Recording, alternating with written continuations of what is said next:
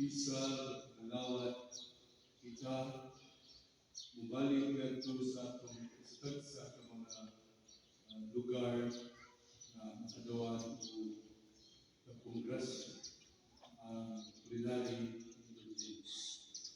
So, once sa atong mga istag sa atong mga katayuan, atong karoon ng itinaw, itanan dito sa Diyos, sa atuban sa atong mga pagpasalamat sa mga grasya, ato karon nga dalon ang atong sa mga kasing-kasing aron kita ang pumatiyan sa pagdawat sa mga grasya ng Diyos kanang. Kita ang tanan nag-aapisa ito sa Diyos nga makakawag sa tanan. Kung mga isulod na nakalapa sa tubig niya, sa walahunan sa pulo sa buhay, o sa pagbuhat sa kinahanan ng buhay. Kaya ang sala, akong pusa. Gusapan ko yung kang Santa Maria Kanunikoy, sa tanang mga mga santos, o kanino ay sulod, ang nagiyako sa Ginoong Diyos.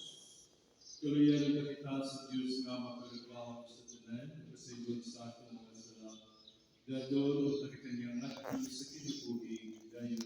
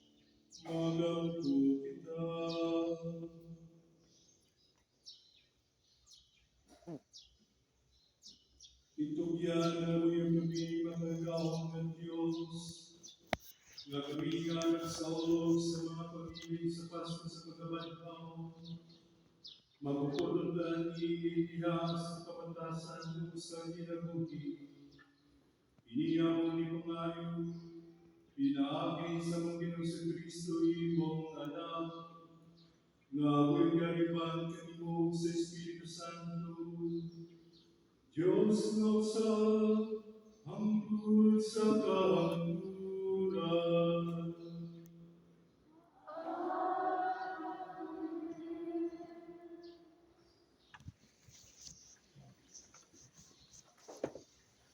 Gikan sa mabuhat sa mga apostoles. Pag-abot namo sa Roma, giubutan si Pablo Magpuyo nga siya apan giguardiyahan sa kasundanan. Unya tapo sa dulo ka adlaw nagtigom si Pablo sa mga kadagpuan, sa mga Hudeyo, sa mga David. O sa diha na sila, ingon siya, mga igsuon, bisag wala ko'y nabuhat patong sa atong katawhan o sa mga batasan nga atong nasunod gikan sa atong mga katigulangan. Ipreso ako dito sa Jerusalem o gitugyan ngadto sa mga Romano. Gisukit-sukit nila ako, ginaon na akong buhian, kaya kita Manila nga wala ako'y nabuhat nga angay sulutan sa kamatayon. Apan sa diyang isupak ang mga tuwilo, napubos ako pagkapilan sa imperyo. Bisan tuon wala ako'y kasumbong bago sa akong katawhan. Kini ang hinugdan ng hangyo ako sa pagkigsulti kanini. Kaya ako karoon na bilanggo tungkol kaniya, nga mao'y paglaom sa katawhan sa Israel. Sulod sa duha ka tuig, nagpuyo si Pablo dito sa usa ka dapit nga iyang giabangan. Kung giabi-abi niya ang tanang mga lugaw kaniya. Iwali niya ang hinarian sa Diyos o nagtulo mayroon sa Ginoong Jesucristo. Ihimo niya kini sa dakong kaisog o kasayo. Ang tulong sa Ginoo. Salamat sa Diyos. Ang matarong sulbong sa iyong nawong o Ginoo.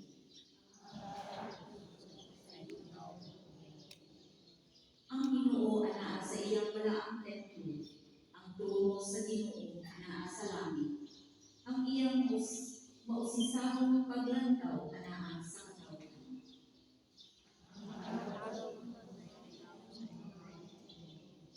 Ang Ginoo nagasusi sa matarong ug sa dautan.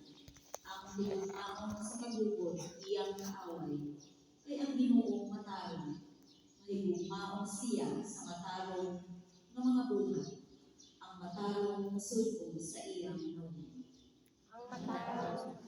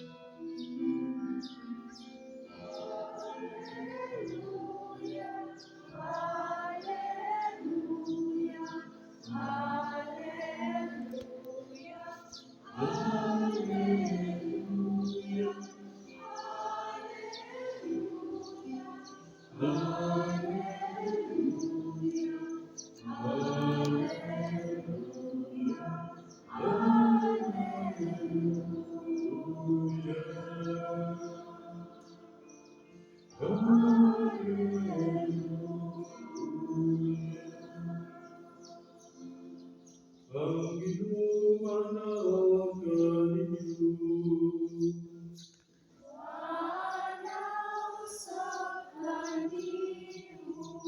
Kinulugikan sa Ebanghelyo sumari sa Juan.